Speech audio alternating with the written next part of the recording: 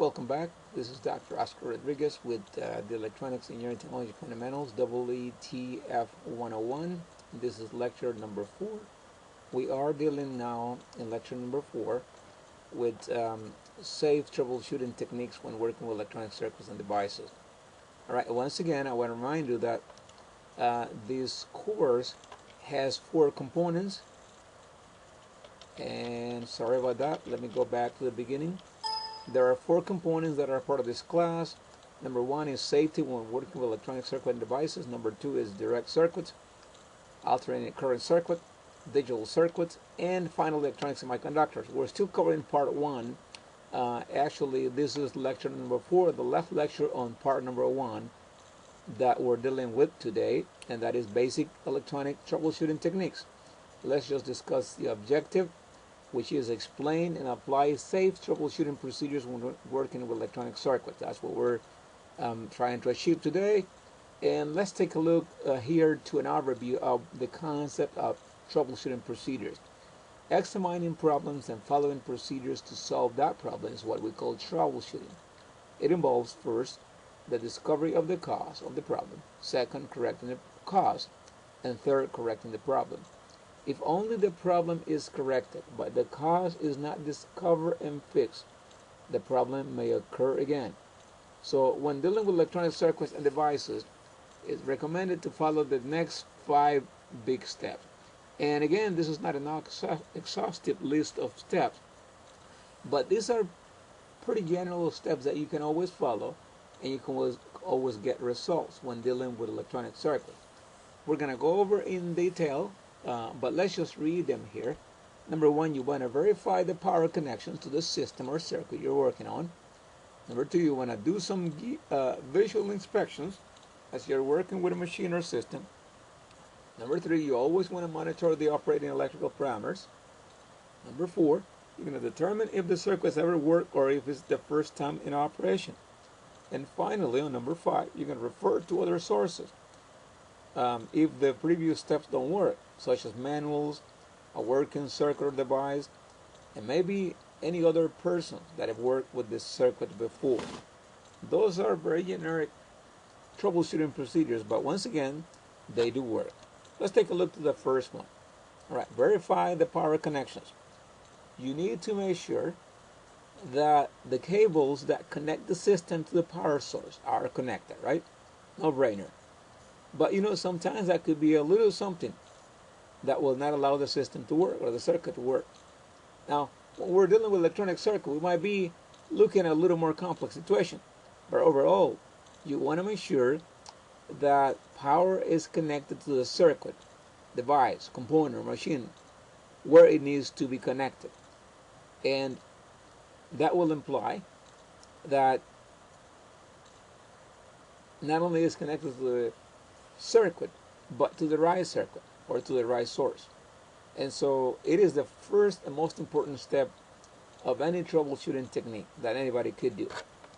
Number 2, you want to give a detailed visual inspection. This is more crucial as you and I work in electrical field, electronic field. And that is, there'll be instances where we're working with the backbone of a machine, a black box, a prototype, or something like that. That will not be as easy as a whole machine to identify the fact that the system is connected, properly connected. So in that case, you need to provide a visual inspection, and that is a detailed visual inspection. Are the cables connected where they need to be? Are the cables loose? Are there components that I see that are visually destroyed? Are there components that are missing from the board? And those kind of things will lead you to investigate problems that you can easily solve. So provide a very detailed visual inspection to your system or your machine you're working on. Number 3, if something is not right in the component, the circuit, the machine, or the system, there's what we call monitoring the operating electrical parameters.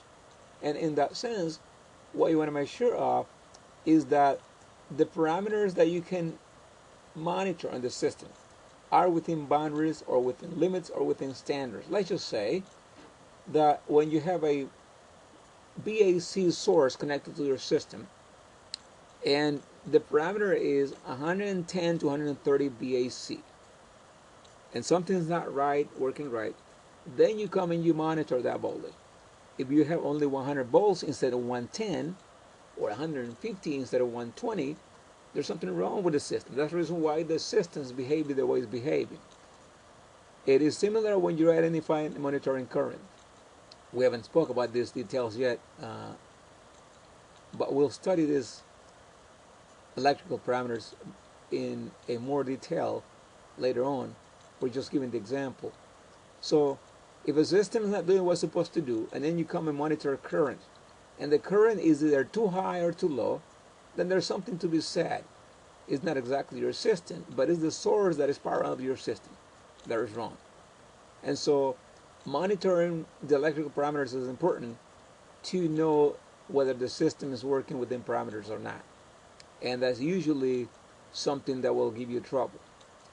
Whether it's the machine behaving wrong or the power that is provided to the machine that is not feeding the proper electrical parameters. So you always want to monitor those parameters real good. Number 4, determine if the circuit has ever worked in the past or if it's the first time that the circuit is in operation. And that's a very typical when you're dealing with prototypes, that you have to identify whether that circuits work in the past or not work. And there's various things that you can say about this. For instance, it could be that a component went bad. It could be that if it's the first time that it's going to work, but it doesn't work, that a component was misplaced, that a component was not placed in the right place, or that there's a design problem. But if the system is being tested for a second time after having worked in the past, then you'll have other things to consider. Has anything changed from the last time? Do you visually make an inspection and look like everything is fine? Are we missing any wires? What is going on here? So you have to use the intuition to be able to know whether the system has worked or not worked in the past. And so that's what we call determining whether the prototype machine is working for the first time, or is it a repeated step, process, test, or operation that you're doing.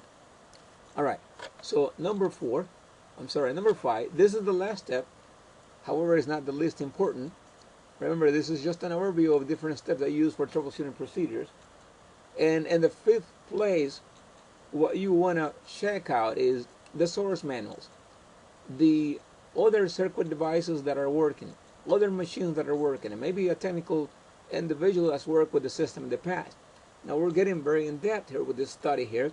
As you can see, we have a schematic diagram, and the schematic diagram it's the symbolic way to understand how the system works. So if the system is giving you trouble, let's just pick out an example here. We have a buzzer or an alarm here, K1. That'll be an alarm or a speaker. And so you want to know why the system is not sounding the alarm. Why is the alarm not going off? Well, the first thing you'll do is actually check the alarm.